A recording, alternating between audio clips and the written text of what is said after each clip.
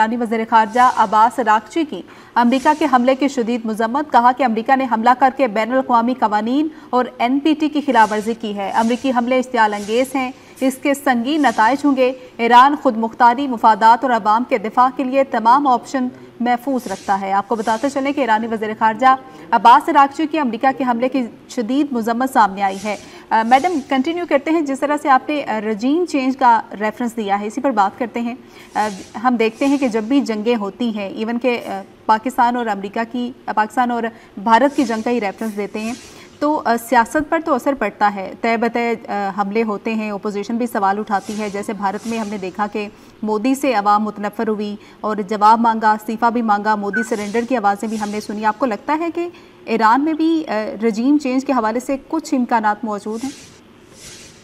देखिए, जो हमने देखा है, हर मुल्क की अपनी एक साख होती है, एक कौम की अपनी साख होती है, लेकिन अमूमन तो यही होता है कि जब आप बाहर से खतरा हो, अंदर खाने जो भी आपके मामला गड़बड़ हो, अमूमी तौर पे और ईरान में ख़ास तौर पे, क्योंकि मुजाहिदीन खल्क थी पार्टी जो कि पॉपुलर थी जब रेवोल्यूशन के शुरू के दिनों में, लेकिन लोग कुछ जब मुतनफ़र हुए, और होता है जब एक एक्सट्रीम हुकूमत आती है तो लोग तो नालाम भी होते हैं। तो जो लोग मुजाहिदीन खल्क की तरफ गए कुछ, लेकिन इतने नहीं थे कि रजीम को थ्रेटन करते, लेकिन फिर भी जब पता चला कि मुजाहिदीन खल्क को अमेरिका सपोर्ट कर रहा है, उस वक्त इजराइल की भी सपोर्ट थी, तो जो सपोर्ट थी वो ख़त्म हो गई, लोग हट गए और हुकूमत की तरफ चले गए।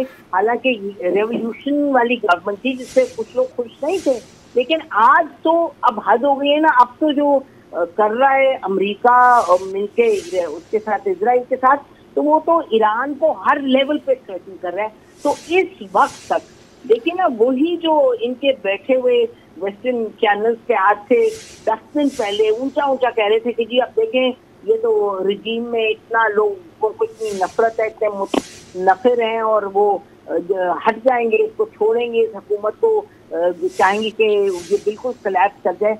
आज आप उनके सुने तो अब आज सुबह से वो कह रहे हैं हाँ ये तो है, लेकिन अब देखें जी आगे रजीम चेंज की बात है, लेकिन रजीम चेंज के लिए जो हमें ज़रूरत है डेवलपमेंट की, मसलन अमेरिका, मसलन ईरानी जो हैं इस हुकूमत के अगेंस्ट हो, उसके खिलाफ निकले, तो वो तो नहीं निकल रहे। तो हर एक का तजिया ये है, चाहे कोई प्रो ईरान है या प्रो इजराइल है या प्रो अमेरिका है, जो एक्सपर्ट्स हैं जो इन मामलात पर नजर रखते हुए हैं। ठीक है, बहुत शुक्रिया मैडम, आपका पॉइंट आ गया। Editor foreign policy Naseem Zahra साहबा हमारे साथ मौजूद थे, अपनी राय का इज़हार कर रही